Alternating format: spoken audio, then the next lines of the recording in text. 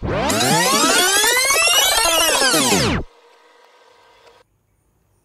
আসসালামু আলাইকুম। আমি জুবাইর আছি আপনাদের সাথে। আজকে লেখা সুন্দর করার জন্য কয়েকটা টিপস শেয়ার করব আপনাদের সাথে। এই জন্য সম্পূর্ণ ভিডিওটা দেখার জন্য অনুরোধ রইল। যারা লেখা সুন্দর করতে চান তাদের এই টিপসগুলো কাজে লাগবে। প্রথম হইতেছে লেখার দিকে তাকাইতে হবে। প্রথম দেখতে হবে লেখাটা কীরকম দেখতে। এটা কি লেখা দেখতে পড়তে সহজ নাকি কঠিন। এর মাধ্যমে বুঝতে পারা যাবে যে কোথা থেকে শুরু করতে হবে। আর দ্বিতীয় নাম্বার হইতেছে ভালো একটা কলম বেছে নিতে হবে। এরকম ভালো কলমের ভিতরে যে বল পেন আছে, জেল পেন আছে, যার যেটা সুবিধাজনক মনে হয় এরকম একটা কলম নিতে হবে। তারপর ভালোভাবে বসতে হবে। আসলে কমফোর্টেবলভাবে যদি না বসি তাহলে লেখাটা সুন্দর হবে না। এই জন্য কমফোর্টেবলভাবে বসে তারপরে ভালো একটা কাগজ নিতে হবে, হালকা পাতলা, খুব শক্ত এরকম ধরনের না, পাতলা একটা কাগজ নিতে হবে। আর সমতল জায়গার ভিতর হলে ভালো হয়। এরকম কমফোর্টেবলভাবে বসতে হবে প্রথমত। তারপরে যেই ইগুলো আছে, যেই ভাষায় শিখেন, জাপানিজ ভাষা, বাংলা ভাষা আর ইংরেজি ভাষা, যেটাই, এটার ভিতরে প্রথম অবস্থায় আমাদের স্টকগুলো ফলো করতে হবে। প্রথম ধরেন এ লিখতে সময় এ কীভাবে লিখতে হবে, বা কাঞ্জি লেখার সময় কাঞ্জি কীভাবে লিখতে হবে, এই স্টকগুলো ফলো করতে হবে প্রথম অবস্থায়।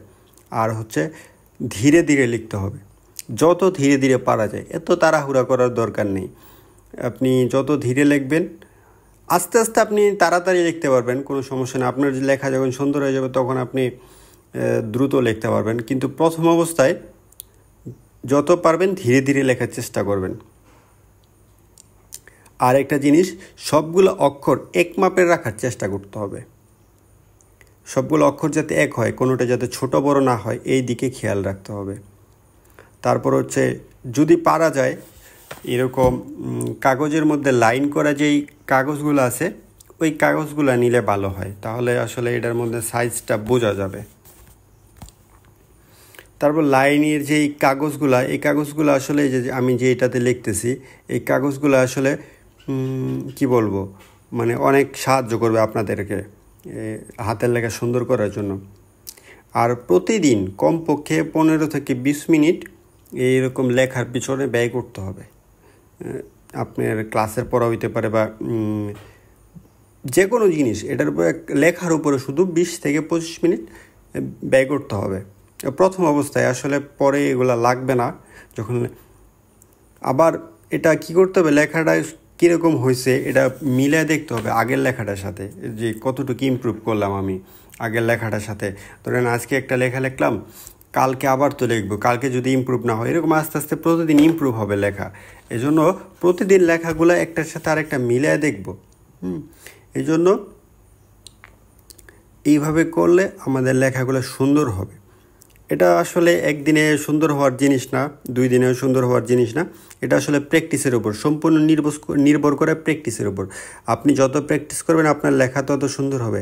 আপনার লেখা যদি একবার সুন্দর হয়ে যায় তো তাহলে আপনি যে কোনো লেখাই লিখতে পারবেন। ইংরেজি বলেন, বাংলা বলেন, তারপরে জাপানিজ বলেন আর চাইনিজ বলেন, যে কোনো লেখাই, বা কোরিয়ান বলেন, আপনি যে কোনো লেখাই আপনি আপনার মতো করে সুন্দর করে লিখতে পারবেন। এই জন্য বলি সবাই এই টিপসগুলো ফলো করবেন। যারা যারা ভিডিওটা দেখছেন সবাইকে অসংখ্য ধন্যবাদ। আমি সবাইকে ধন্যবাদ দিয়ে এখানে ভিডিওটা শেষ করতেছি। আপনারা আমার ভিডিওগুলো প্রতিনিয়ত দেখবেন। আর যারা যারা ভিডিওটা দেখছেন, ভালো লাগছে, উপকার যদি পান তাহলে অবশ্যই ভিডিওটা লাইক করে দিবেন। ধন্যবাদ। আসসালামু আলাইকুম।